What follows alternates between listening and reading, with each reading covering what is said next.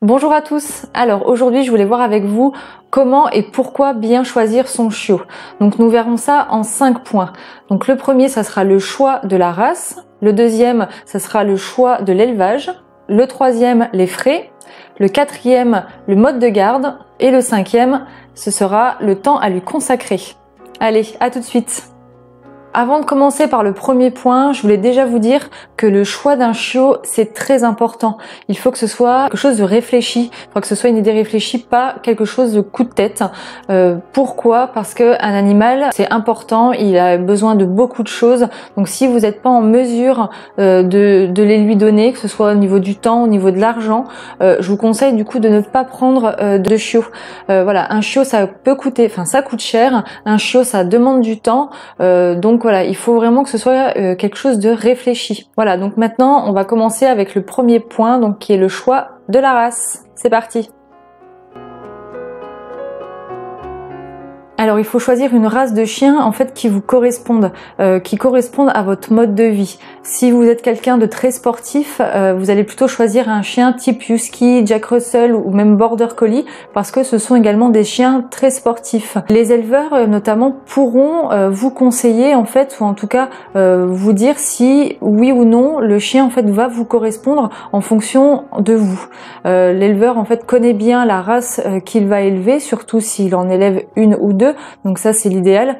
Il va pouvoir vous renseigner au mieux en fait sur les caractéristiques du chien et vous allez pouvoir voir si il correspond à vous. Voilà, donc en parlant de l'éleveur, nous allons passer au point numéro 2, donc qui est le choix d'un bon éleveur. C'est parti. Alors, qu'est-ce qu'un bon éleveur? Donc, c'est un éleveur déjà où quand vous allez chez lui, c'est propre. Vous avez la possibilité de visiter l'ensemble de l'élevage. Donc, bon, sauf par exemple peut-être la nurserie où il peut y avoir des jeunes chiots. Donc là, peut-être qu'il vous laissera pas accès. Mais dans l'ensemble, vous pourrez accéder à la majorité en fait de l'élevage. Vous pourrez donc voir comment est l'élevage, s'il est propre, si les animaux sont en bonne santé. Moi personnellement, je vous déconseillerais en fait les élevages où il y a plus de 3 races. Pourquoi? Parce que c'est très difficile de s'occuper d'une race correctement. Donc si il y en a plus de 3, déjà vous pouvez vous dire que l'éleveur en fait il est juste là en fait pour faire de l'argent. Donc c'est dans ce genre d'endroit que vous pouvez trouver en fait des chiots qui vont potentiellement être malades. Ça me refait penser à un jour en clinique vétérinaire, les personnes avaient adopté un chiot, un golden retriever, malheureusement dans un mauvais élevage. Donc il faisait, je crois à l'époque, 10 races. Voilà, donc ils avaient adopté ce petit golden qui au départ semblait en très bonne santé et en fait rapidement on a détecté des problèmes au niveau en fait des pattes arrière, au niveau des hanches surtout. Le chiot en fait à l'âge de 6 mois ne pouvait tout simplement plus marcher parce qu'il avait une dysplasie tellement importante au niveau des hanches qu'on a été obligé de l'euthanasier malheureusement. Parce que il hurlait de douleur, il ne pouvait plus marcher, juste parce qu'en fait l'éleveur n'était pas un bon éleveur et juste lui il voyait son profit, donc faire beaucoup de chiots, donc et aussi reproduire en fait n'importe quel chien de même race, mais n'importe quel chien ensemble. Donc là notamment le mâle ou la femelle ou peut-être même les deux avaient des problèmes de hanches, de dysplasie, mais ça ne l'a pas empêché en fait de les faire reproduire juste pour vendre un chiot.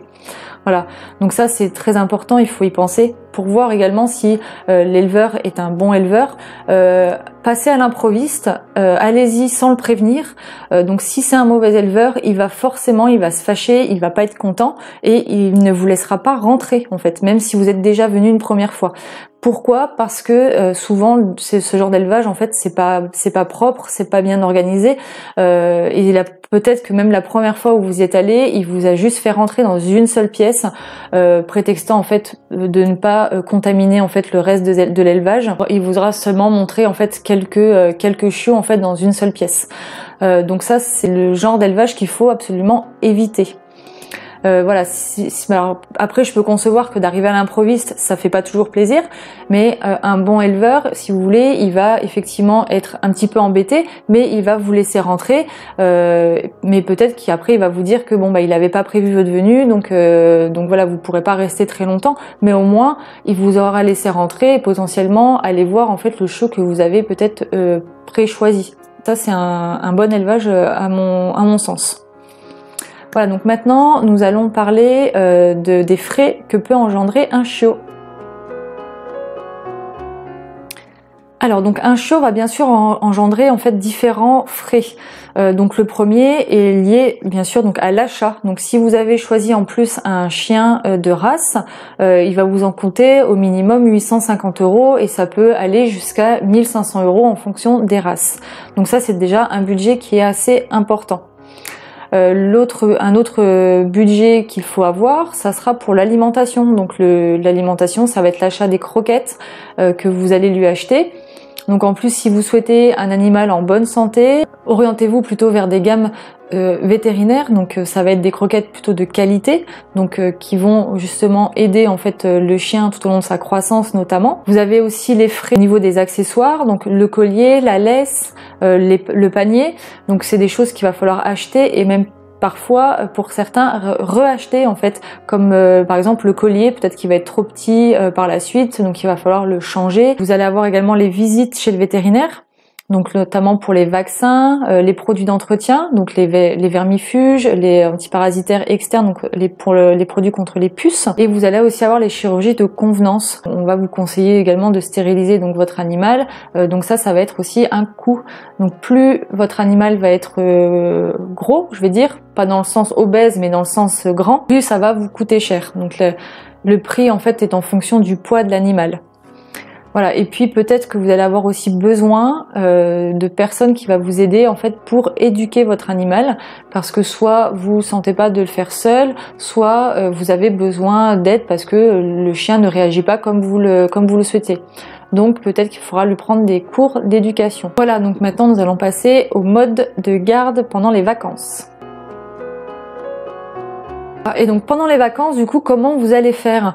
Est-ce que vous y avez pensé? Est-ce que vous allez le faire garder par des amis, par de la famille? Est-ce que vous allez le mettre en pension? Ou est-ce que tout simplement il va venir avec vous? Donc tout ça, c'est aussi les questions en fait auxquelles il faudra se poser. Donc les amis, la famille, généralement c'est gratuit, donc c'est pas trop le problème.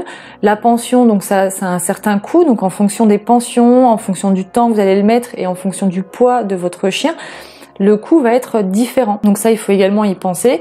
Et si vous l'emmenez en vacances avec vous, il faudra aussi donc du coup choisir un camping, un hôtel, un endroit en fait qu'ils acceptent les chiens. Donc il faudra aussi voir en fait si les tarifs ne sont pas plus élevés. Donc il faudra aussi vous renseigner à ce sujet.